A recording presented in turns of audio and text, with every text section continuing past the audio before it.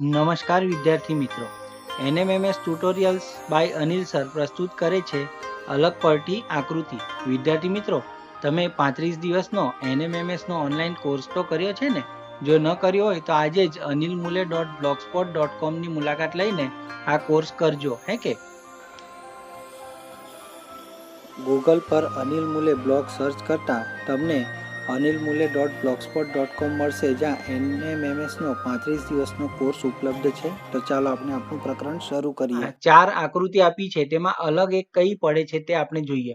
તો આકૃતિમાં તમે ધ્યાનથી જોશો તો એક ગોળો છે અને તેમાં વચ્ચે આડી લીટી પાડી છે. એક ઉપરની તરફ સર્કલ છે, નીચેની તરફ સર્કલ છે અને તીર મારવામાં આવી રહ્યું છે. તો આ 4 આકૃતિને સમજવા માટે હું એક કામ કરું છું કે બધી આકૃતિને એવી રીતે ફેરવી દઉં કે તેની આડી લીટી સમાંતર થઈ જાય. તો આ જુઓ, 4 માં આડી લીટી મેં બનાવી દીધી છે સરખી. અને તેના માટે એ અને ડી ને તો ફેરવવાની જરૂર નહીં પડી, પણ આકૃતિ બી ને મેં થોડી એવી રીતે ફેરવી દીધી કે તે આડી લીટી થઈ ગઈ. હવે અહીં ધ્યાનથી જોતા અહીં ઉપરનું સર્કલ જુઓ, કાણાવાળું છે, સફેદ છે. આ બાજુ બી માં સફેદ છે અને સી માં પણ સફેદ છે.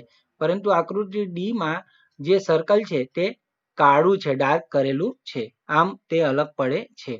આ પ્રશ્ન 2, અલગ પડતી આકૃતિ પેન્સિલ, બોલપેન છે, તો સહીવાળી પેન અને પેન ડ્રાઈવ. તો અહીં જવાબ આવશે પેન ડ્રાઈવ એ લખવાનું કામ કરતી નથી, તેથી તે અલગ પડે છે. વિકલ્પ ડી. પ્રશ્ન નંબર 3 જુઓ, સોય, પછી કુહાડી, કાતર અને કરવત. આમાં જે સોય છે તે અલગ પડે છે, કારણ કે તે જોડવાનું કામ કરે છે. બાકીની બધી આકૃતિની વસ્તુઓ છે તે છૂટા પાડવાનું, તોડવાનું, કાપવાનું, અલગ કરવાનું કામ કરે છે. પ્રશ્ન નંબર 4 જુઓ, દીવો, દીવડી, દીપક, અગરબત્તી. અહીં તમે ધ્યાનથી જોશો તો આકૃતિ એ, બી અને સી માં જ્યોત જોવા મળશે, જે અહીં સળગી રહી છે તે.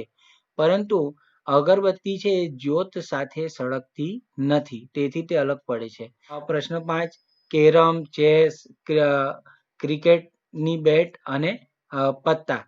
તો અહીં તમે જોશો તો ક્રિકેટ બેટ એ અલગ પડે છે, કારણ કે તે આઉટડોર રમત માટેનું સાધન છે, જ્યારે બાકી બધી રમતોની વસ્તુઓ છે તે ઇન્ડોર ગેમની છે, આમ જુદી પડે છે.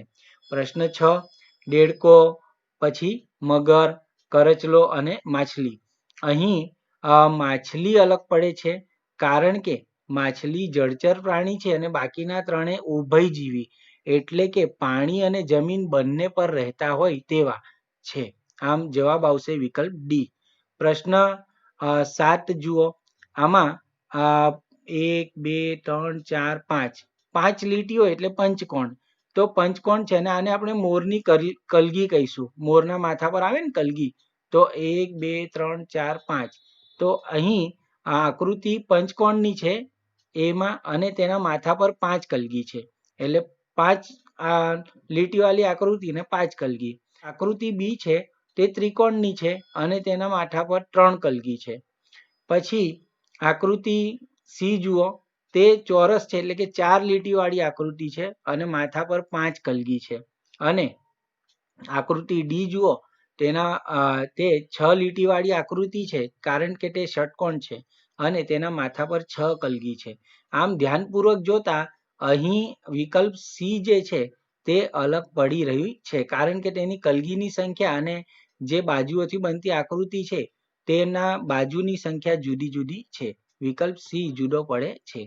પ્રશ્ન 8 જુઓ, અહીં 4 આકૃતિઓ છે, જેમાં 2 લીટીઓ છે દરેક આકૃતિમાં, પરંતુ આકૃતિ એ, આકૃતિ સી અને આકૃતિ ડી ની રેખાઓ જે છે એ સમાંતર છે, જ્યારે આકૃતિ બી છે તેની રેખા સમાંતર નથી, એટલે કે આગળ જતા બંને એકબીજાને છેદશે, સ્પર્શ કરશે.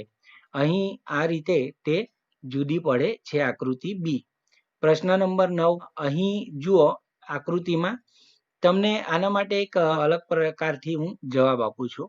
અહીં આકૃતિને જો મીઠું ભભરાવાની ડબ્બી ગણીએ ને, તો એ, બી અને ડી માં તળિયા પર કાળો રંગ છે. આકૃતિ એ જુઓ, આ તળિયું કાળો રંગ, તળિયું. બી કાળો રંગ, આકૃતિ ડી તળિયું કાળો રંગ. પરંતુ આકૃતિ સી માં છે ઢાંકણ પર કાળો રંગ છે, આમ તે અલગ પડે છે. પ્રશ્ન નંબર 10, આકૃતિ એ માં તીર માર્યું છે અને બે ઊભી લીટીઓ છે, આડી અને ઊભી, જેમાં તેના નાકા પર આવેલી નિશાનીના આધારે આપણે તેને કઈ રીતે જુદી છે તે ઓળખવાની છે. તો આના માટે આકૃતિને બધાને એક જ દિશામાં ફેરવીને આપણે તીર છે એ બધા એક જ દિશામાં લઈ જઈએ તો આપણને ખબર પડે. એના માટે આકૃતિ ફેરવવી પડશે.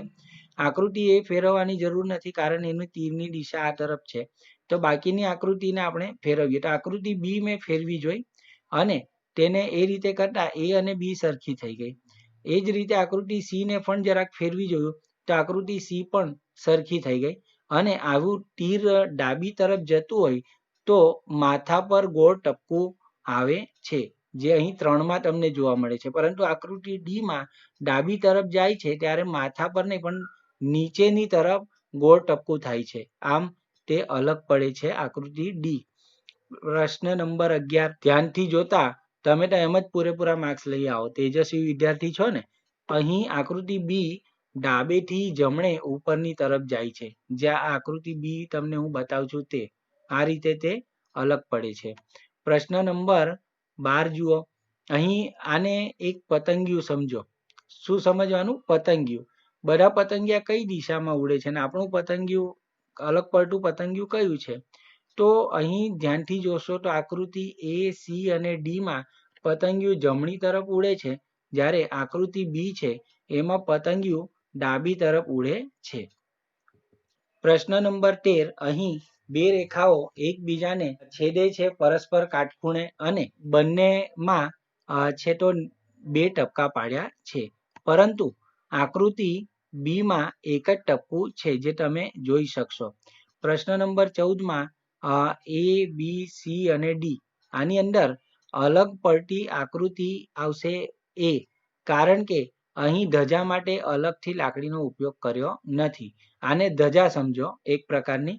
તો આ ધજા જુઓ, વત્તાની નિશાનીમાં ખૂણા પર એક ધજા ઊભી કરી છે આકૃતિ બી, સી અને ડી માં, પરંતુ આકૃતિ એમાં આવું નથી. વિદ્યાર્થી મિત્રો, ધારો કે એક ધજા અહીં પણ ઊભી કરી હોય અને અલગથી લાકડી આપી હોય તો તેવા સંજોગોમાં ધજાની દિશા એ પવન જે દિશામાં હોય ને એ તરફ ધજાની દિશા હોય. એવા સંજોગોમાં આકૃતિ ડી અલગ પડશે કારણ કે તેમાં પવનની દિશા ઊંધી છે અને તેથી ધજા વિરુદ્ધ દિશામાં ફરકી રહી છે. આવું પણ તર્ક આવી શકશે. પ્રશ્ન નંબર 15 જુઓ. અહીં સાથીઓ છે સ્વસ્તિક અને તેનો ક્રમ જુઓ કે ઘડિયાળની દિશામાં ફરીએ ને તો પહેલા ચક્ર, પછી ત્રિકોણ, ગોળ અને ચોરસ. ચક્ર, ત્રિકોણ, ગોળ, ચોરસ. ચક્ર, ત્રિકોણ, ગોળ, ચોરસ. ચક્ર, ત્રિકોણ, ગોળ, ચોરસ. તો આવું અહીં વિકલ્પ એ માં આ રીતે અલગ પડે છે. બાકી બી, સી, ડી માં ઘડિયાળના ક્રમમાં ફરતા જુઓ, અહીં સ્વસ્તિકની આકૃતિમાં ઘડિયાળની સીધી દિશામાં ફરતા ચક્ર પછી ત્રિકોણ મળે છે, જે બાકીની આકૃતિઓમાં ચોરસ મળે છે, હે ને. ચક્ર, ચોરસ, ચક્ર, ચોરસ, ચક્ર, ચોરસ, હે ને. તો આ રીતે અલગ પડે છે. પ્રશ્ન નંબર 16 જુઓ.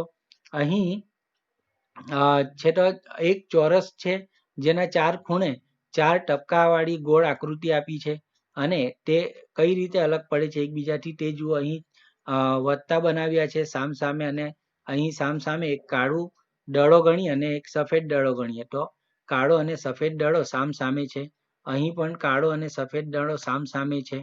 વિકલ્પ સી માં છે તો કાળો અને સફેદ દડો સામસામે નથી પરંતુ પાસ પાસે છે, અને આકૃતિ ડી માં પણ કાળો અને સફેદ દડો સામસામે છે. આમ આકૃતિ સી એ અલગ પડે છે. આકૃતિ 17મો પ્રશ્ન. એમાં અહીં ટપકા ખૂણાની નજીક છે. આકૃતિ ડી માં ખૂણાની નજીક છે, જ્યારે બાકી બધામાં બાજુની બરાબર વચ્ચે આવ્યા છે ટપકા. આમ તે અલગ પડે છે આકૃતિ ડી. પ્રશ્ન નંબર 17 જુઓ.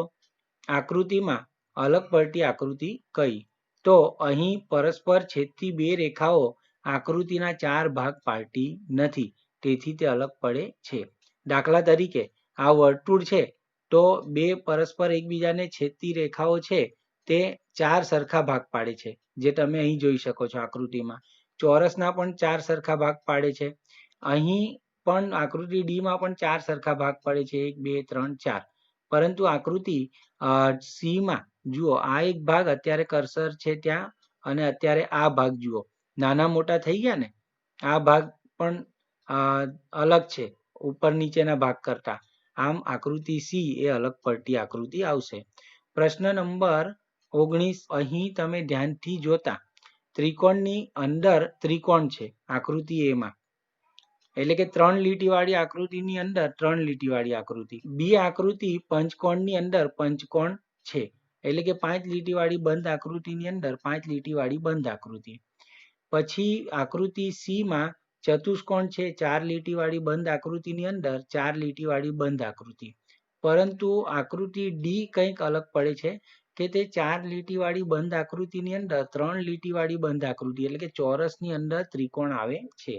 આમ તે અલગ પડે છે. પ્રશ્ન નંબર 20 જુઓ, અહીં 4 ટપકા અંદર અને વર્તુળ પર 2 ટપકા.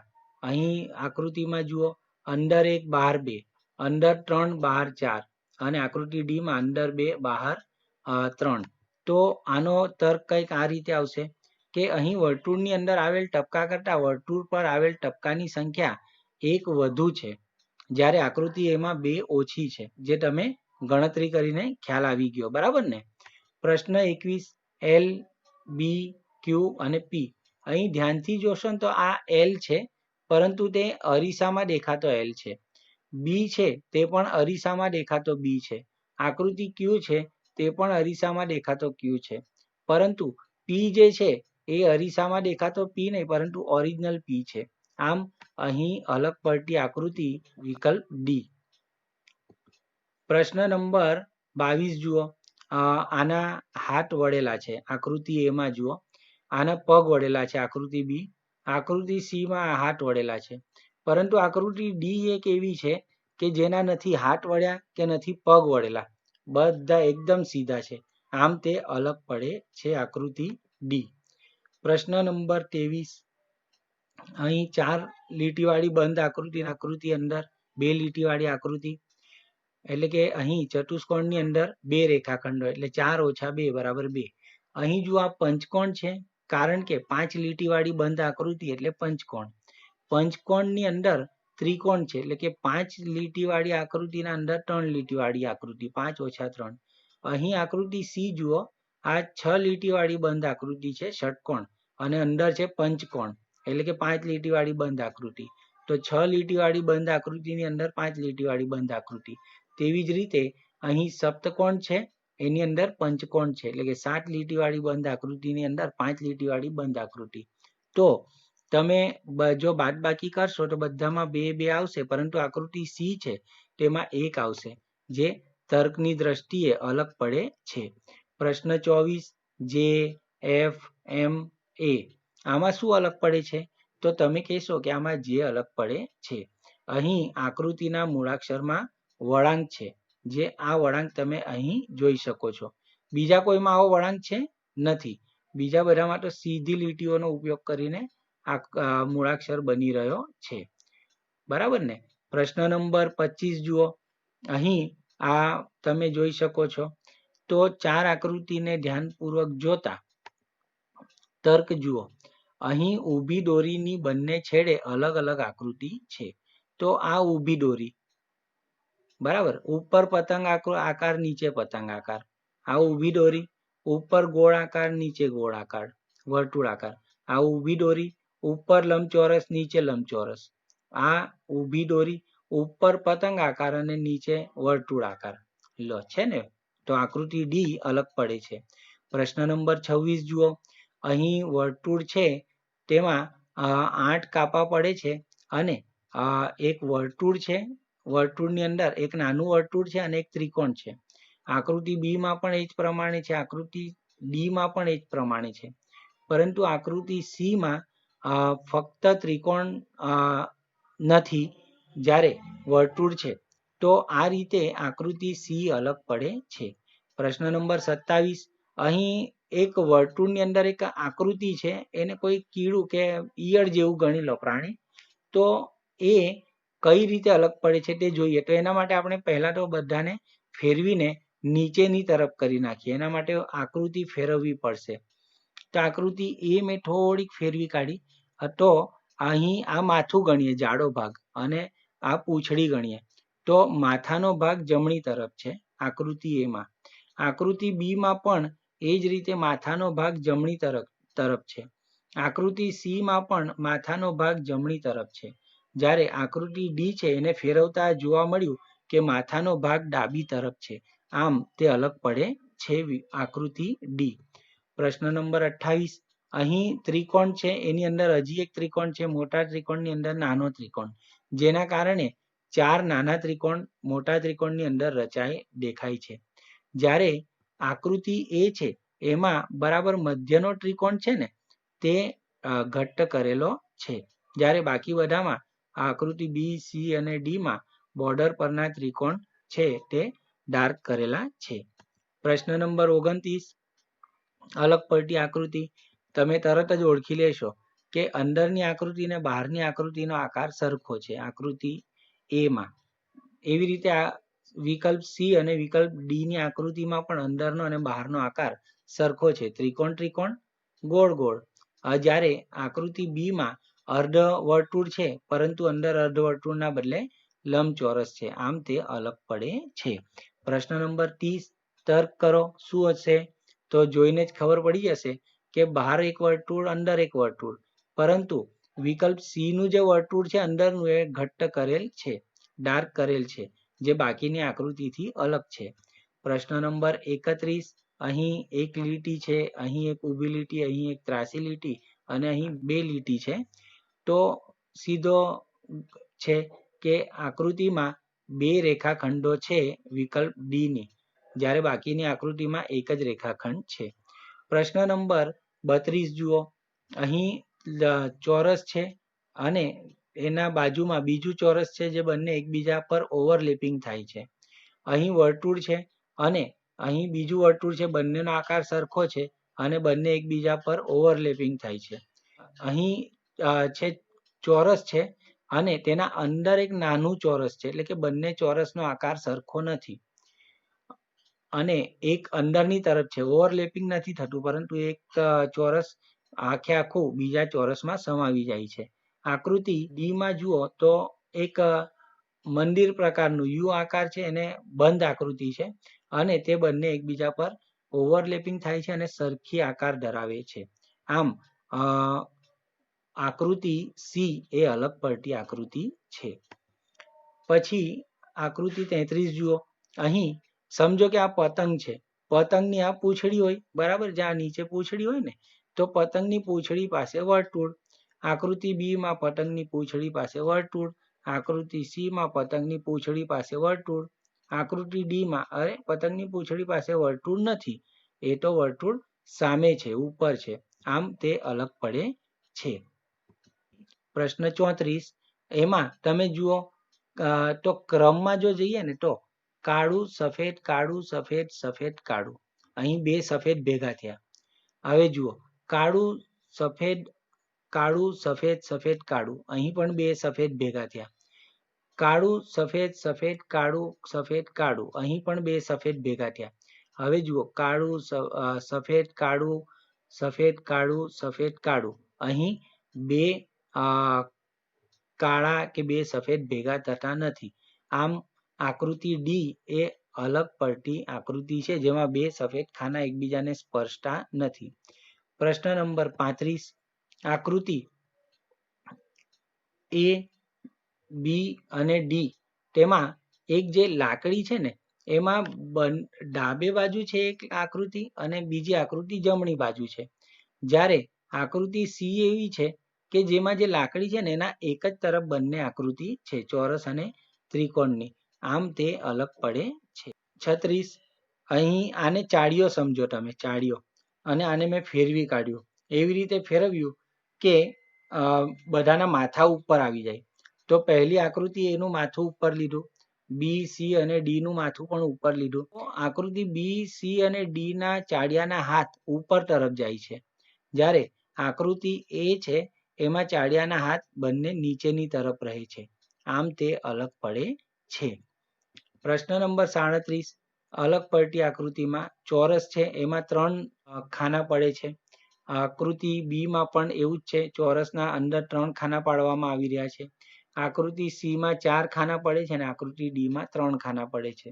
અહીં જવાબ આવશે વિકલ્પ સી, કારણ કે ચોરસના 4 સરખા ભાગ પાડવામાં આવ્યા છે, જે બીજી આકૃતિમાં 4 સરખા ભાગ નથી, 3 જ ભાગ છે. હવે અલગ પડતી આકૃતિમાં ડી, એચ, એલ, ઓ. અહીં ઓ મૂળાક્ષરમાં ખૂણો બનતો નથી. દરેકમાં કંઈક ને ક્યાંક ખૂણો બને છે. આ જુઓ, અહીં ખૂણો બને છે, અહીં ખૂણો બને છે, એટલે કે ખાંચો. સાદી ભાષામાં કહીએ તો ખાંચો જોવા મળે છે. આકૃતિઓમાં ખાંચો જોવા મળતો નથી, તેથી તે અલગ પડે છે. એમાં અહીં સ્ટાર છે અને એમાં જો એક ધ્યાનથી જોઈએ ને તો એક સીધો ત્રિકોણ છે અને એક ઊંધો ત્રિકોણ છે. બંનેને એકબીજા પર, બે સરખી આકૃતિને એકબીજા પર મૂકી દીધી છે. આકૃતિ બી માં પણ એક પટ્ટી છે અને એના જેવી જ બીજી પટ્ટી છે. બંનેને એકબીજા પર મૂકી દેવામાં આવી છે. આકૃતિ ડી માં પણ જે આકાર છે એવી જ આકારની બીજો આકાર છે અને તે એક આડો મૂકવામાં આવ્યો છે, એક ઊભો મૂકવામાં આવ્યો છે. આમ આકૃતિ એ, બી અને ડી સરખી છે, જ્યારે આકૃતિ ડી માં જે બે આકાર છે તે બંને જુદા જુદા છે. પ્રશ્ન નંબર 40. વર્તુળની અંદર ત્રિકોણ. અહીં આકૃતિ બી, આકૃતિ સી અને આકૃતિ ડી. આપણો જવાબ અહીંયા આવશે આકૃતિ ડી, કારણ કે કોઈ પણ આકૃતિમાં અંદરની આકૃતિ ડાર્ક કરેલી નથી, ઘટ્ટ કરેલી નથી, જે માત્ર ડી માં છે. આમ તે અલગ પડે છે. પ્રશ્ન નંબર 41 જુઓ. અહીં તર્ક પેલો આગળ આવી ગઈ છે એ પ્રકારની છે, પણ સમજજો, થોડોક જવાબ અલગ હોઈ શકે. કે પંચકોણ છે, ક્યાં છે પંચકોણ? આ રહ્યો, અને તેના માથા પર 5 કલગી. અહીં છે તો ત્રિકોણ છે, માથા પર 3 કલગી. અહીં ચોરસ છે, માથા પર 4 કલગી. પરંતુ અહીં છે તો પંચકોણ છે અને માથા પર 4 કલગી. આમ આકૃતિ ડી અલગ પડે છે. પ્રશ્ન નંબર 42. અહીં 8 સરખા ભાગ પડે છે. વર્તુળ છે. અહીં જુઓ, આ લંબચોરસમાં 8 સરખા ભાગ પડે છે. અહીં આકૃતિ સી માં 6 ભાગ પડે છે અને આકૃતિ ડી માં પણ 6 ભાગ પડે છે. પરંતુ પરસ્પર છેદતા રેખાખંડો આકૃતિ ત્રિકોણ બનાવતા નથી, જે બાકીની આકૃતિમાં બનાવે છે. તો અહીં એ આકૃતિઓ જે છે ચોરસમાં એકબીજાને છેદે છે, તો એનાથી ત્રિકોણની રચના થાય છે. પરંતુ આકૃતિ એમાં એ પ્રમાણે ત્રિકોણની રચના થતી નથી. આને ત્રિકોણ કહી શકાશે નહીં, કારણ કે આ રાઉન્ડ કરેલો છે. ત્રિકોણમાં તો 3 બાજુઓ હોય. પ્રશ્ન નંબર 43. અહીં એક ત્રિકોણમાં યુ આકારનો દરવાજો સમજો. તો ત્રિકોણમાં યુ આકારનો દરવાજો છે. એક તરફ ડોક્ટરના પ્લસની નિશાની છે અને બીજી તરફ ટપકું છે. તો આવું એ, બી, સી અને ડી માં ધ્યાનપૂર્વક જોતા આકૃતિ બી માં ટપકું નથી, બિંદી નથી, જે આકૃતિ એ, સી અને ડી માં છે. પ્રશ્ન નંબર 44. અહીં પતંગના માથા પર પતંગ, એટલે કે ઉપર એક પતંગ મૂક્યો હોય ને એના નીચે હજુ પતંગ મૂક્યો હોય ને, તો આવું પાછળનો પતંગ ઢંકાઈ જાય. તો એની પૂંછડી પર ટપકું છે. અહીં પણ એવું જ કે પતંગના ઉપર પતંગ મૂક્યો અને પૂંછડી પર ટપકો. પતંગની ઉપર પતંગ મૂક્યો અને પૂંછડી પર ટપકો. પરંતુ અહીં પતંગની ઉપર પતંગ મૂક્યો છે પણ પૂંછડી પર ટપકું નથી. એટલે કે અહીં બિંદી ડબલ ખૂણાની પાસે છે, જ્યારે બીજી આકૃતિઓ સામે છે. પ્રશ્ન નંબર 45. 2 તીરની નિશાની અને 2 છે તો ટપકાવાળી સીધી લીટીની નિશાની. અહીં પણ આકૃતિ બી માં પણ એવું જ છે. આકૃતિ સી અને ડી. આકૃતિ સી માં તમે ધ્યાનપૂર્વક જોશો ને તો 3 બિંદી થઈ જાય છે, 1, 2 અને 3. આમ તે અલગ પડે છે. આકૃતિ એ જુઓ. અહીં તમે ઈયળ સમજો કે ભાઈ પેલા નાના નાના કીડા હોય એના માથા છે, અને એકનું માથું બીજાની પૂંછડી પાસે હોય અહીં આનું માથું આની પૂંછડી પાસે. તો એવું ધ્યાનથી આકૃતિ A, B અને D માં તમે જોશો તો એકનું માથું છે અને બીજાની પૂંછડી છે. જ્યારે આકૃતિ C માં બંને માથા એકબીજા સાથે ભટકાય છે. આ રહ્યા જુઓ. આમ તે એકબીજા સાથે ટકરાય છે અને અલગ પડે છે. આકૃતિ 47 જુઓ, L, M, N અને O. હવે અહીં ધ્યાનથી જોતા જવાબ વિકલ્પ D આવશે, કારણ કે L, M અને N આકૃતિ ABC માં છેડો છે, જ્યારે વિકલ્પ D માં આકૃતિ O છે, O મૂળાક્ષર એનો છેડો નથી. પ્રશ્ન નંબર 48 જુઓ. ત્રિકોણ, અહીં પંચકોણ છે. પંચકોણની અંદર પંચકોણ અને ઘટ્ટ કરેલું છે. અહીં પણ ત્રિકોણની અંદર ત્રિકોણ ઘટ્ટ કર્યું છે, ગોળની અંદર ગોળ.